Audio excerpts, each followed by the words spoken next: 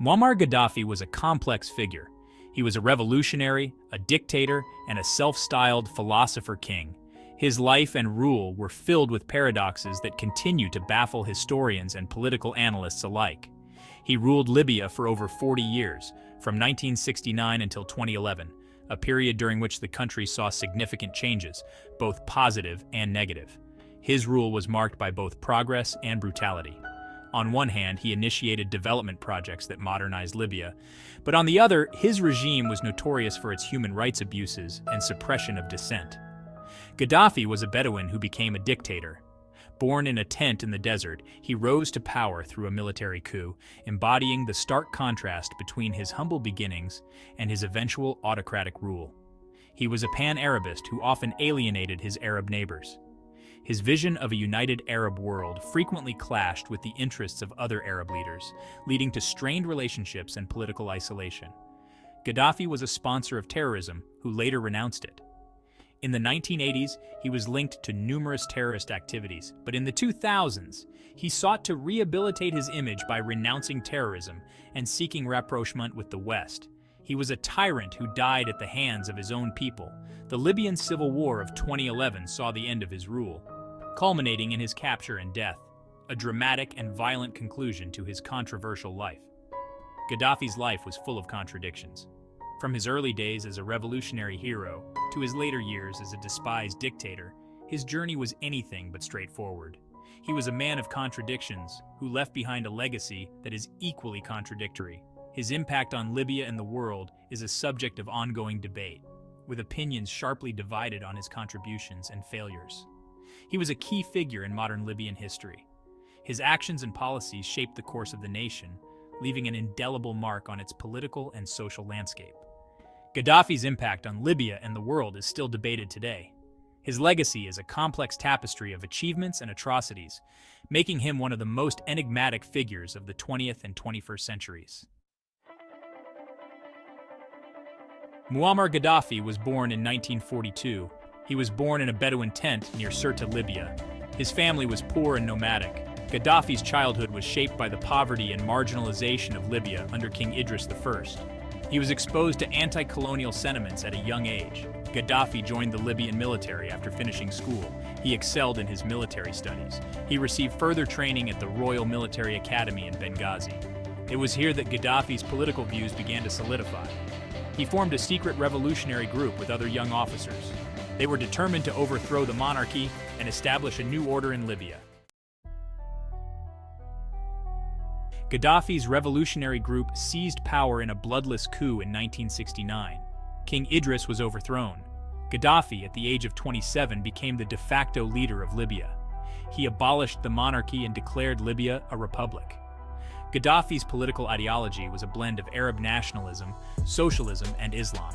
He outlined his vision in his famous Green Book. Gaddafi called for a Jamahiriya, a state of the masses. He advocated for direct democracy and Islamic socialism. Gaddafi nationalized Libya's oil industry. He used the oil wealth to fund social welfare programs. These programs provided free education, healthcare, and housing to Libyans. Gaddafi's policies had a significant impact on Libyan society. Literacy rates soared, healthcare improved, living standards rose dramatically, particularly for the poor. Gaddafi's social programs transformed Libya from a poor and underdeveloped nation into a relatively prosperous one. However, his authoritarian tendencies became increasingly apparent. Gaddafi suppressed all political opposition. He established a cult of personality around himself. His regime was accused of human rights abuses. Gaddafi's Libya was a one-man show. He controlled all aspects of government and society. Section 5. A thorn in the West Side. On the international stage, Gaddafi was a controversial figure. He was a staunch critic of the West. He supported various revolutionary movements around the world. Gaddafi provided financial and military aid to groups like the Irish IRA, the Basque ETA, and the Palestine Liberation Organization, or PLO. His actions made him a pariah in the West. Gaddafi's support for terrorism led to Libya's isolation. The United States imposed sanctions on Libya in the 1980s. Gaddafi remained defiant. He continued to denounce the West and its policies. He presented himself as a champion of the oppressed. Section 6. Gaddafi and International Terrorism. Gaddafi's involvement in terrorism reached its peak in the 1980s. Libya was implicated in the bombing of a discotheque in Berlin in 1986. The bombing killed a U.S. soldier. This led to U.S. airstrikes on Tripoli and Benghazi. Gaddafi's adopted daughter was killed in the airstrikes. Libya was also accused of involvement in the bombing of Pan Am Flight 103 over Lockerbie, Scotland in 1988. The bombing killed 270 people. The UN imposed sanctions on Libya in response to the Lockerbie bombing. Gaddafi's regime was increasingly isolated. Section 7. Shifting Sands, from pariah to partner. In the late 1990s and early 2000s, Gaddafi began to change his tune.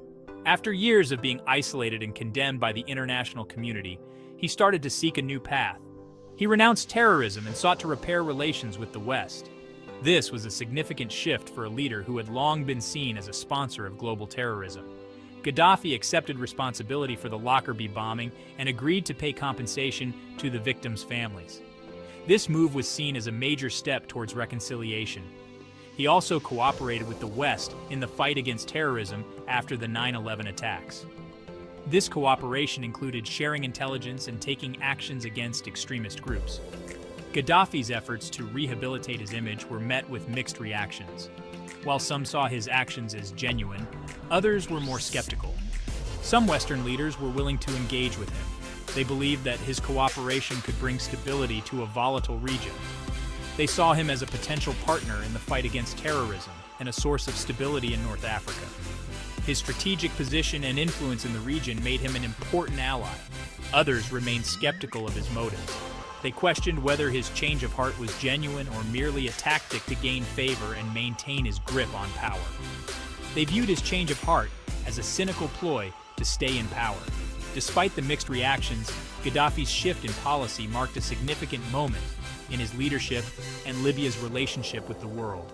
This period of transformation was crucial for Libya as it navigated its way from being a pariah state to a potential partner on the global stage. The world watched closely as Gaddafi attempted to rewrite his legacy. Alongside political changes, there were also economic shifts. Foreign investments began to trickle into Libya, and the country started to open up to international markets. This economic engagement was seen as a sign of Libya's potential new direction. However, Gaddafi's legacy remained complex. While some Libyans welcomed the changes, others remained wary of his true intentions. The journey from pariah to partner was fraught with challenges and contradictions. As Libya continued to evolve, the debate over Gaddafi's impact and the country's future prospects persisted. The world remained divided on whether Gaddafi could truly be trusted as a partner, or if his past would forever overshadow his attempts at redemption. Section 8. The Arab Spring and the Libyan Uprising. The Arab Spring uprisings that began in late 2010 would prove to be Gaddafi's undoing. Protests erupted in neighboring Tunisia and Egypt. The protests quickly spread to Libya. Gaddafi's security forces responded with brutal force. They fired on unarmed protesters.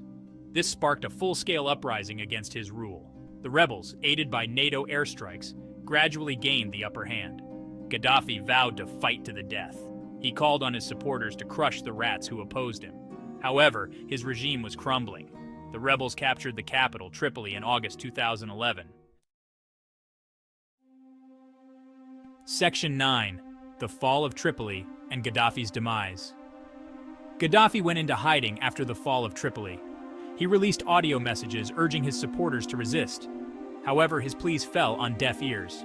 Gaddafi was eventually captured by rebel forces in his hometown of Sirte in October 2011. He was killed by the rebels shortly after his capture. The circumstances of his death remain unclear.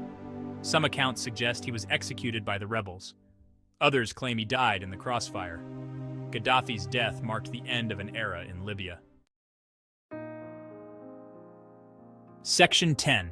Legacy of a Dictator. Gaddafi's Impact on Libya and the World. Muammar Gaddafi's legacy is a complex one, filled with contradictions and controversies. He was a dictator who ruled Libya with an iron fist for over 4 decades, from 1969 until his death in 2011.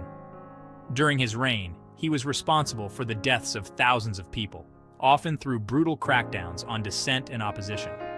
His regime was notorious for its human rights abuses, including torture, arbitrary arrests, and extrajudicial killings. However, Gaddafi was also a complex and contradictory figure, embodying both revolutionary zeal and oppressive tyranny. He was a revolutionary who overthrew a monarchy and brought significant social and economic progress to Libya, including improvements in healthcare, education, and infrastructure. Gaddafi was a pan-Arabist who dreamed of a united Arab world, often positioning himself as a leader of the Arab nationalist movement. He was also a sponsor of terrorism, supporting various militant groups around the world, but later renounced terrorism and sought to make peace with the West, even cooperating in the fight against al-Qaeda. Gaddafi's impact on Libya and the world is still debated today, with some viewing him as a tyrant and others as a visionary leader. He was a product of his time, a man who rose to power in a turbulent era and left behind a legacy that is as controversial as the man himself. His influence extended beyond Libya, affecting regional politics and international relations in profound ways.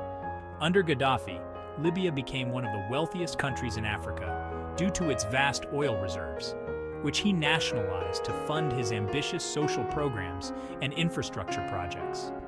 Despite his oppressive rule, many Libyans benefited from the economic prosperity and social reforms he implemented, which included free education and healthcare. On the international stage, Gaddafi was a polarizing figure, often clashing with Western powers, but also playing a key role in African and Middle Eastern politics.